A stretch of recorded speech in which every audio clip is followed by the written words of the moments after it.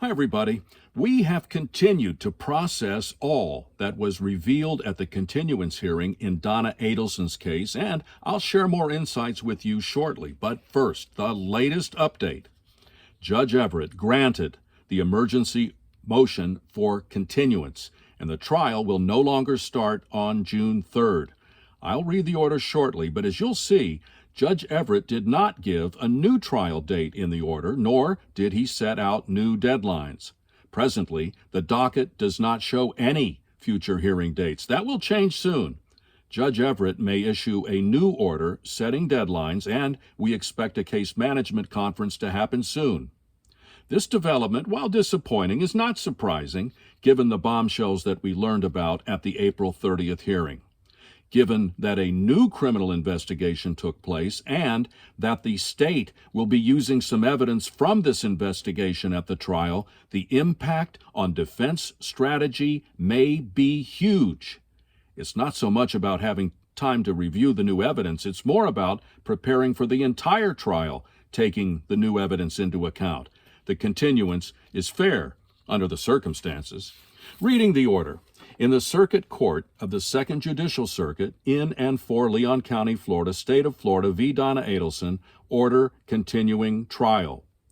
This cause, having come before this honorable court on the defendant's expedited motion to continue trial filed on April 21, 2025, the court, having reviewed the state's response, the defendant's reply, the arguments of counsel presented during the April 30, 2025 hearing, and the court being fully advised, finds as follows.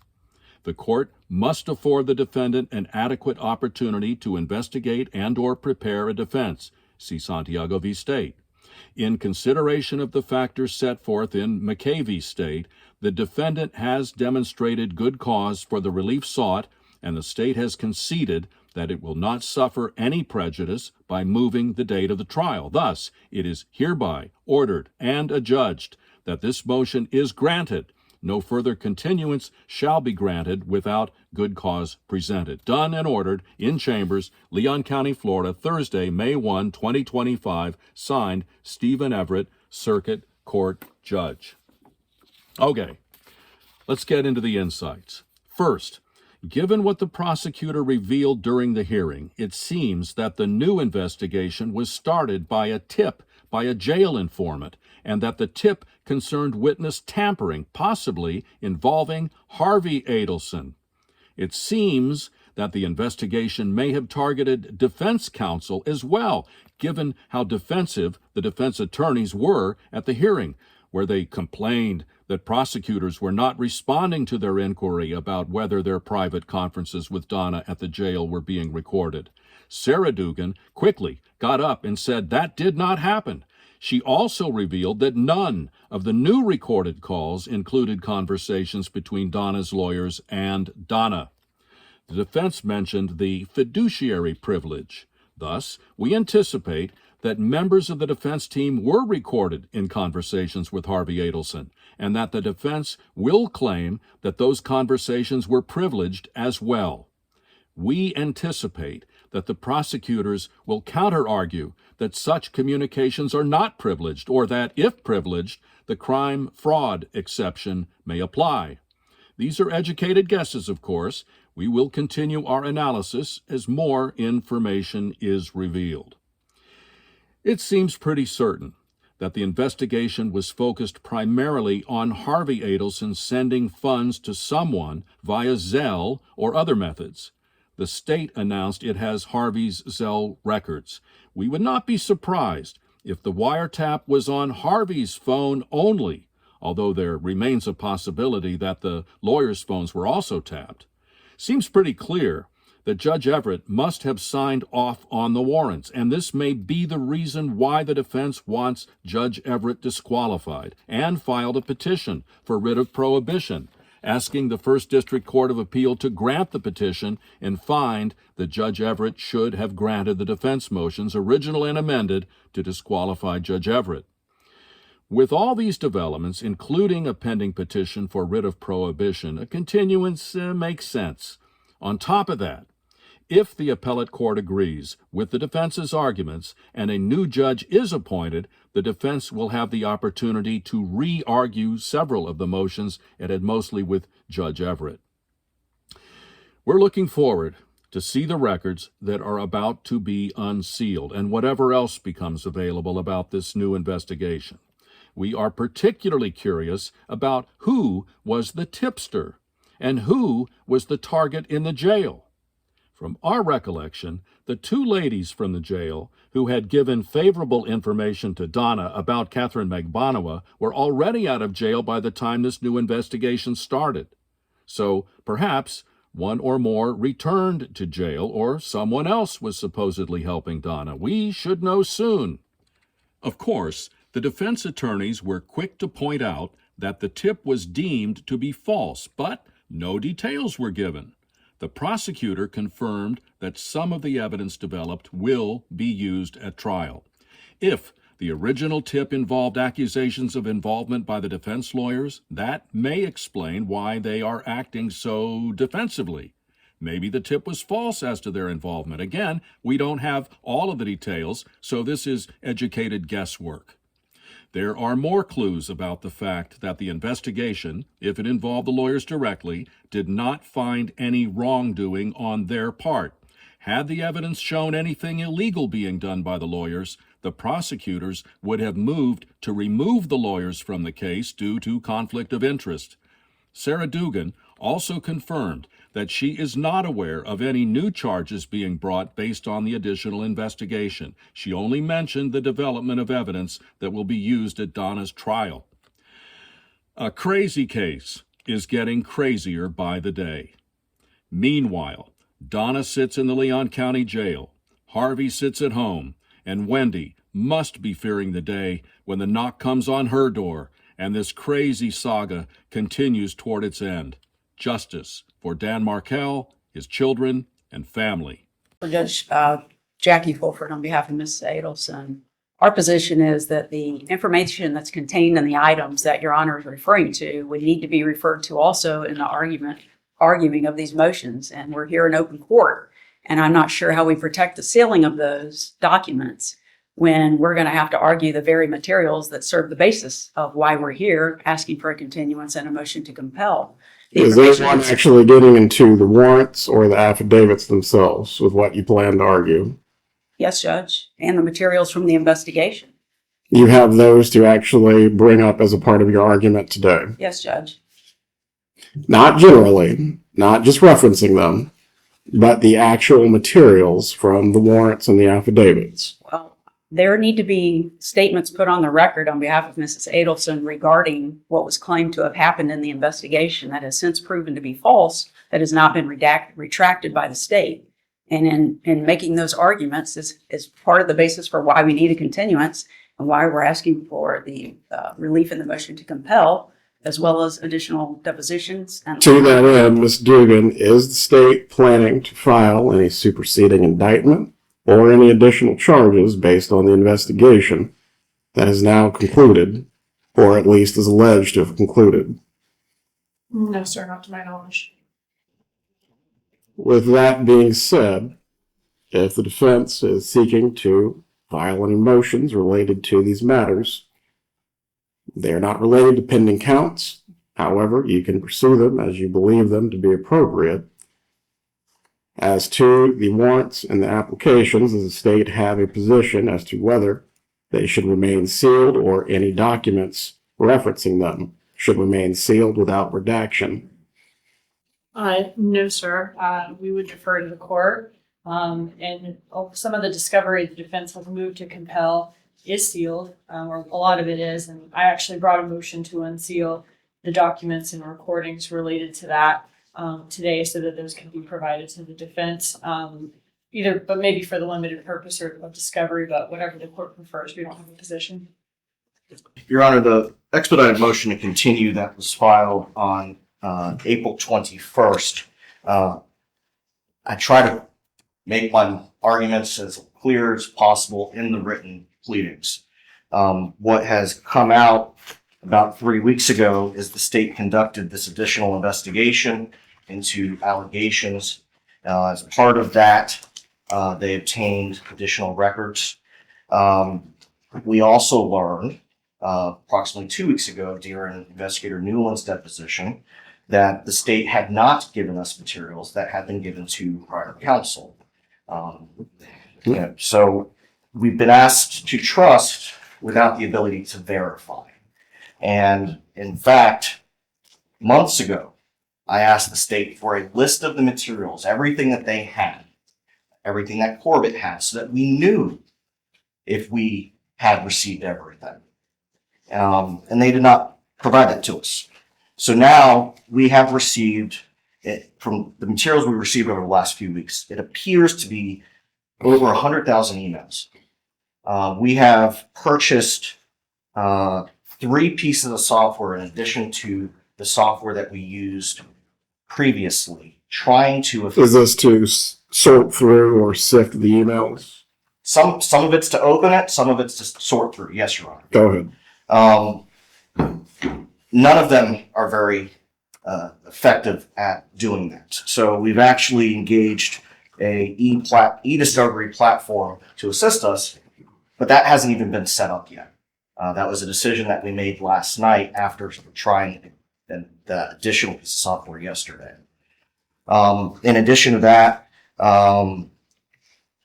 we have new cell write extractions from Mrs. Adelson's phone. I understand in the state's response to the motion to continue that they don't intend to use any of that, but that doesn't mean that there's not something in there that we want to use. And I did want clarification on that point. As to the discovery provided to prior counsel, Ms. Dugan, the response of the state is that on October 31st and November 8th, the raw data from the defendant's phone and email accounts were provided. Is that correct? Is that what your response is getting to? Is this concerning? Can you tell me Just the raw data from the defendant's phone and email accounts? Yes, sir. Those have all been previously provided. I thought he was talking about the 100. We're going to get to the filter team documents. The best way to do this, take it into bite-sized pieces so it's clear what is being argued, what is not. Yes, sir. So it's my understanding that all of Mrs. Adelson's phone records were previously provided in November 2024. There were certain phone records, I believe it was 7 pages of phone records that were actually, this is going to be paragraph 7 of the defense's reply to the response. These are phone records that Donna Adelson's prior defense counsel had an issue with us not having. So these were subpoenaed. TPD received them in October of 2024. The state attorney's office didn't know TPD had received them. TPD didn't know that we didn't have them. And so that's why they weren't disclosed. But ultimately, they have now been sent to. Ultimately, though. Go ahead. Yes, sir. I'm told it's 7 pages of records. So those were the 7 pages that they did not have that weren't disclosed to them last fall. That's my understanding. And we would object to a continuance based on those pages. Until it was after, if Your Honor recalls, during the expedited hearing that we had a couple of weeks ago by telephone with the state and defense on the phone, those were the records that we were addressing then, and I believe that we got those.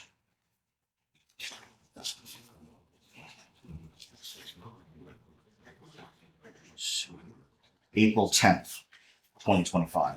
And that's, the state actually acknowledges that in their response. Mr. Velman, you're not going to make your argument for you, but ultimately you believe you need to review these to be prepared for trial itself. Yes, and those aren't the only issues that have arisen over the last few weeks. The motion details the additional issues. But needless to say, we have spent the last 3 weeks trying to collect this material, some of which we still don't have. You're referring to the recent investigation. Yes. Go ahead. And even if the state isn't going to use the information, we still need to know the extent to which they violated, they intercepted and monitored attorney-client communications and communications that are protected by the fiduciary client privilege. We don't have all of that information yet, and they have not responded. As indicated in my reply yesterday, the state hasn't responded to those emails requesting that information. Ms. Dugan, Yes, sir. concerning the aspect of the recent investigation, which materials are yet to be provided and why? Yes, sir. May I also address the 100,000 emails? Go ahead. Okay. So those 100,000 emails are redacted privileged communications that the defense recently received that occurred between the Adelsons and prior counsel. This communication was redacted by a taint team. It's never been seen by the prosecution. The filter team document Yes, you're sir. referring Thank you, to. filter team. It's never been seen by the prosecution. It's obviously privileged. We obviously do not intend to use it in our case, having never seen it. And I also can't imagine a scenario where the defense would be using it in their case. I would feel like all of that information would be hearsay and self-serving hearsay. So the state is objecting to a continuance based on their needing to review all of the privileged communications with prior counsel. When were the filter team documents provided? They were provided on April 10th during, one second, I want to double check. During Jason Newland's deposition by this defense team. Somehow some question was asked where he referred to the filter team that the court referenced. And this defense team was not aware that the filter team had gone through all of those emails and kept all of the privileged emails from the prosecution team and provided them to former defense counsel. So those were then provided to this defense team. Very well. And Your Honor, I could address that very briefly. Judge, advice of counsel is something that would be relevant. It goes to Mrs. Adelson's state of mind. And if there are any emails in the records that we received 2 weeks ago that would rise to that level, then it would absolutely be relevant and admissible if it goes to her state of mind concerning, for example, her leaving the country. Back to the recent investigation discovery, Ms. Dugan, the items that have not been provided, I believe some of these pertain to the parameters in the Title III that were supposed to operate as safeguards. Is there a reason this has not been provided to the defense?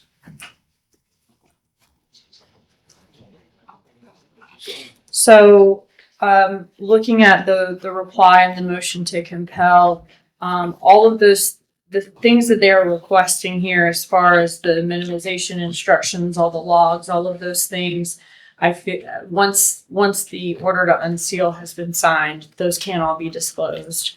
The only thing that I saw that would be additional that they are asking for is surveillance video, which is surveillance video from the jail, which I've been told has already been disclosed to the defense. They also asked for the financial records that are mentioned in the application. I was told that we subpoenaed Harvey Adelson's Zelle account. I found that those Zelle records and had it sent to the defense this afternoon. So once those items are unsealed and they can be disclosed to the defense, that should be all of the discovery that pertains to the wire. Please provide the order. Has the defense been able to take a look at it? No, sir. The memorandum that he authored indicated that the wire went down February 24th. Ms. Dugan is telling me that the wire actually went down February 21st. So if we can just make sure that that's accurate. Yes, this is one of the paragraphs in the defense's reply. That was just a mistake on the memo. The wire came down on the 21st. I believe the significance of the 24th was that was when the order was signed, and I think Mr. Newland's memo said the 24th. but it is the 21st, which is reflected in the order the court's looking at now. All right. Court will sign the order at this time. I believe that deals with your motion to compel, Mr. Zellman. May I address one more thing about the issue we were just talking about? There is obviously this new discovery from this lead that the state was alerted to last fall. We conducted this investigation and followed that investigation to its conclusion. That obviously has resulted in some new discovery in these wire calls. But I did want to let the court know, though there are a large number of calls that the defense, of course, wants to review, there are only, I was told, about 30-something calls deemed pertinent by law enforcement, and the state likely plans to only use maybe 1 or 2 at trial, and believes that the 2 months the defense had from the time it was discovered to the time of trial in June should be sufficient to prepare for that portion of the trial.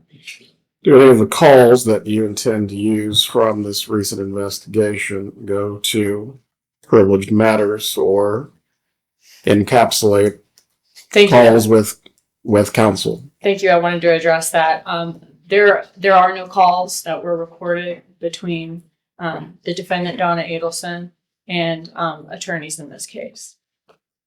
I specifically asked the investigator about that before the hearing. The state has also not responded to our request to let us know if they've also been monitoring our attorney-client conferences at the Leon County Detention Center. That's a no.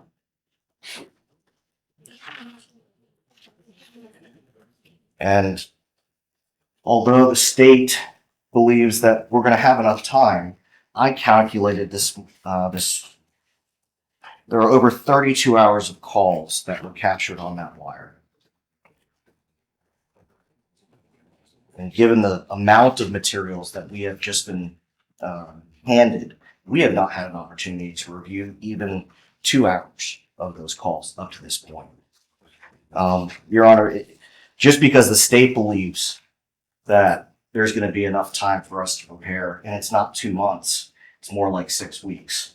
There's not enough time for us to analyze this new information, synthesize it, prepare appropriate motions. We've spent the last 3 weeks dealing with this as opposed to finalizing the motions in limine.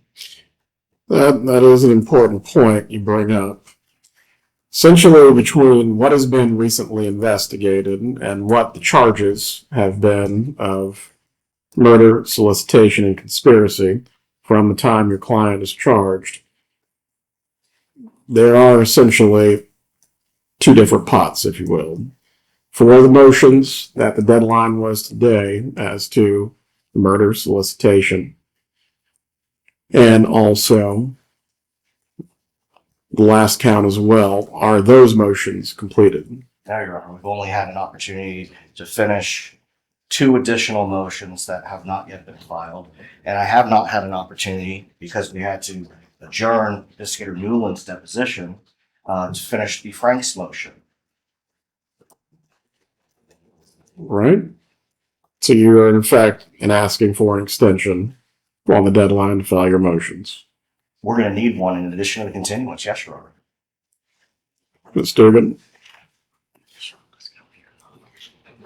If the court wants to give an extended motion deadline, we don't have any objection to that.